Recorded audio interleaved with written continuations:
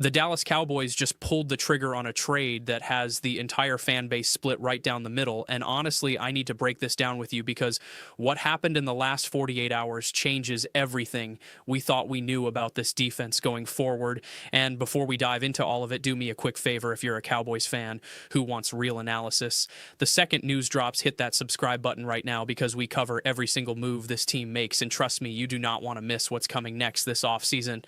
All right, so let's get straight into it because the Cowboys have officially traded Odigizuwa to the San Francisco 49ers. And when I first saw this news pop up, I had to read it twice because this is a guy Dallas just paid serious money to keep around, and now he's wearing red and gold heading to the Bay Area. The return on this deal is the 92nd overall pick in the 2026 NFL draft, which is a late third rounder. And look, I'm going to be completely honest with you.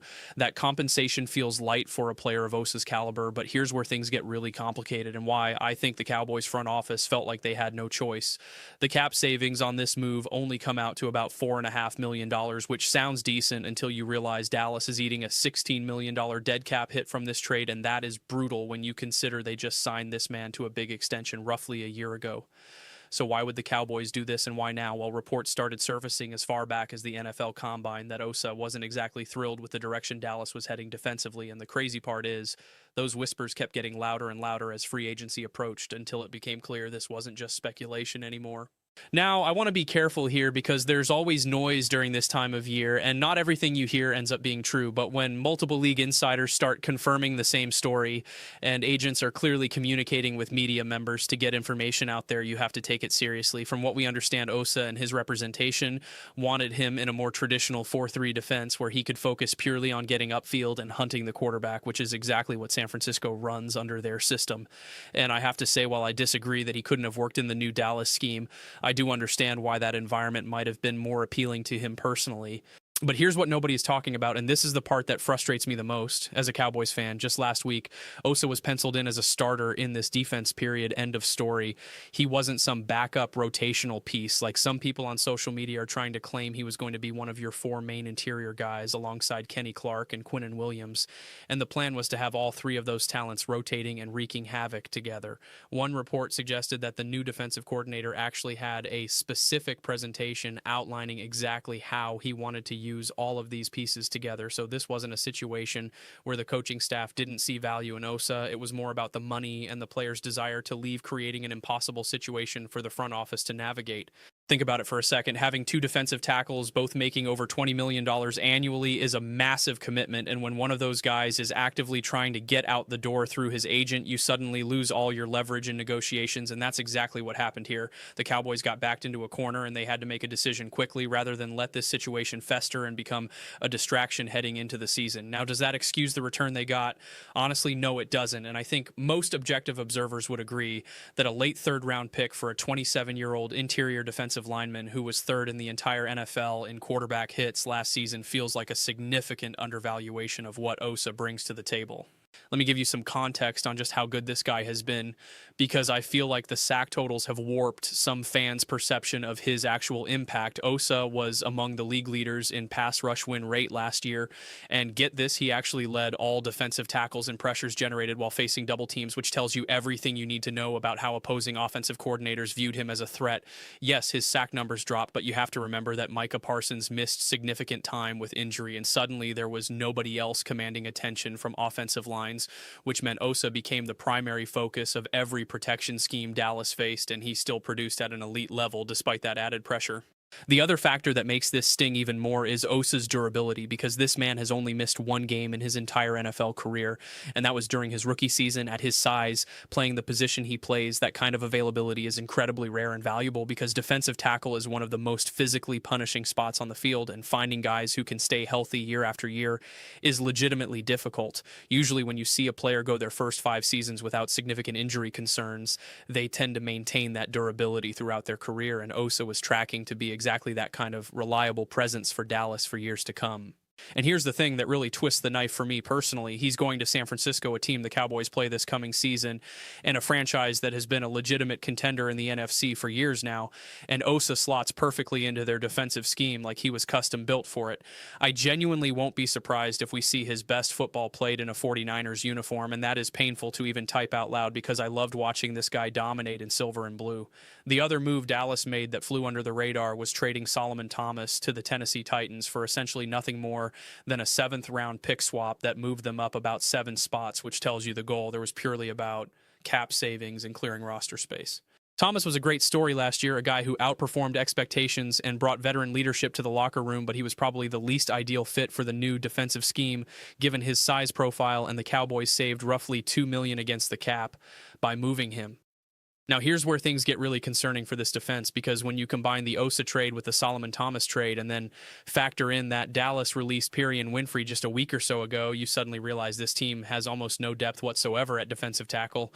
Right now, you're looking at Kenny Clark and Quinnen Williams as your main guys, with Jay Toya, who looked pretty raw as a rookie last season, and the recently signed Otto McDonald, who came over from the Chargers, and that's essentially it. You feel good about maybe 1.5 of those players as legitimate pass rushing threats, while the other 2 are pure nose tackle types, which means Dallas desperately needs reinforcements on the interior defensive line, and they need them fast. Would you trust this group heading into a season with championship aspirations? I don't think most Cowboys fans would, and that's a problem the front office absolutely has to address before training camp arrives. The good news, if there is any, is that the type of players Dallas needs to fill these gaps are still available in free agency and shouldn't cost a fortune to acquire, because you're not looking for another $20 million starter. You're looking for rotational bodies who can give you 15 to 25 quality snaps per game and hold up at the point of attack. League insiders have mentioned names like Jonathan Allen and other veterans who might be willing to take 1-year prove-it deals with contending teams, and those are exactly the types of additions Dallas should be targeting aggressively right now. But here's my concern, and I think it's a legitimate one. When was the last time this front office actually hit on those mid-tier free agent signings, especially on the defensive side of the ball? They found Javonte Williams last year as a nice value pickup on offense, but the defensive track record has been spotty at best, and this is the year where they absolutely cannot afford to miss on those evaluations. The other path to solving this problem is the draft, and one report from the Combine suggested Dallas did extensive work evaluating defensive tackles, which raised some eyebrows at the time, but makes a lot more sense now in hindsight. Players like Cade McDonald from Ohio State, who profiles as a true nose tackle, or Caleb Banks from Florida, who is a 6'6", 330-pound athletic freak, could suddenly be on the Cowboys' radar when they're picking at 20, or if they trade back into the late first round. Is that the direction Dallas should go with so many other holes on the roster? That's the million-dollar question, and I honestly don't have a clean answer, because you could argue they need cornerback help more urgently, especially with the long-term future at that position looking murky. You could argue linebacker is a bigger priority given how the free agent market at that position dried up faster than anyone expected, and you could argue edge rusher should still be the focus because young developmental pass rushers take time to contribute at a high level.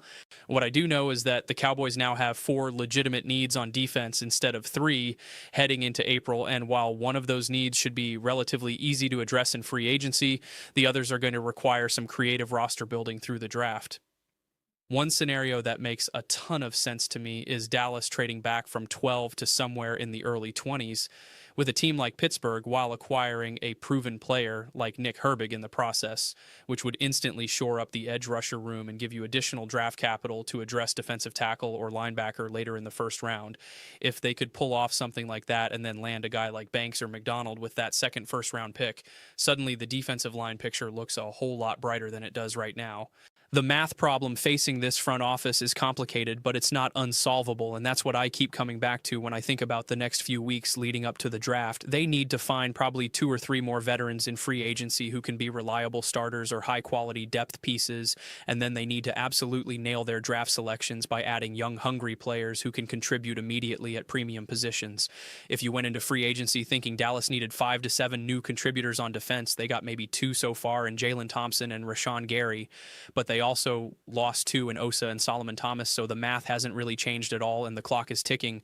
Here's my honest assessment of where things stand right now. The Cowboys' defense on paper today looks about the same, or maybe even slightly worse than it did at the end of last season, and some of that isn't their fault because you couldn't predict DeMarvion Overshown getting hurt or some of the injury situations that have popped up. But the execution in free agency has been underwhelming when you look at what other contending teams have done to improve. The draft has to be a home run for this team, and I mean an absolute home run where every pick contributes meaningful snaps in year 1, because that's the only way this defense gets back to being respectable, let alone elite. Trading back from 12 to acquire additional picks feels almost mandatory at this point, because 3 selections inside the top 100 isn't enough to fill all these holes, and 4 or even 5 top 100 picks gives you a fighting chance to actually build something sustainable. The Osa trade stings. There's no sugarcoating it. And watching him dominate for the 49ers this season is going to be tough for every Cowboys fan who appreciated what he brought to this team. But the reality is the situation became untenable. And sometimes in the NFL, you have to make painful decisions to move forward. What matters now is how Dallas responds over the next few weeks, because the defensive tackle depth chart is barren. The pass rush is questionable at best, and the secondary still needs reinforcements, even with the Thompson signing. If you made it this far in this breakdown, you're a real one, and I appreciate you watching, because this is exactly the kind of in-depth analysis we do here every single day. So if you haven't already, make sure you're subscribed and drop a comment below telling me what you think about the Osa trade. Was this the right move for Dallas, or did the front office panic and give away a premium player for pennies on the dollar? I want to hear your honest opinions, because this fan base deserves better than what we've seen so far this offseason, and hopefully the next few weeks bring some actual reasons for optimism heading into 2025.